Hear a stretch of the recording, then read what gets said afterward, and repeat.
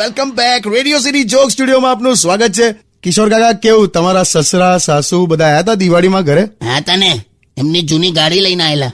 ને કાઢતા જ નથી ગાડી. બોલ. ના, એમણે મને પૂછ્યું તું, મને કે 1,20,000 કિલોમીટર ચાલી ગઈ છે ગાડી, તો હવે કોણ ખરીદશે એમ.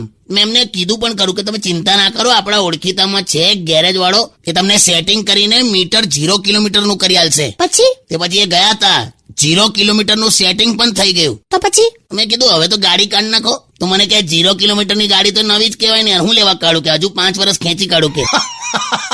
સા બુદ્ધિ વગરના છે. તો હું તો પહેલેથી જ કહું છું. બસ હવે એવા કંજૂસ નથી પપ્પા. મારા દાદા બહુ બધી જમીન મૂકીને મરી ગયા હતા. હા, એ તો મારા દાદા આખી દુનિયા મૂકીને મરી ગયેલા. લે એવું નહીં, અમારી પાસે જે જમીન હતી ને, મારા દાદા કહેતા હતા, દાદા સાયકલ લઈને નીકળે ને, પેન્ડલ મારી મારીને થાકી જાય પણ જમીન પૂરી ના થાય. એ તો સ્ટેન્ડ પર ચડાઈને પેન્ડલ મારતા હશે.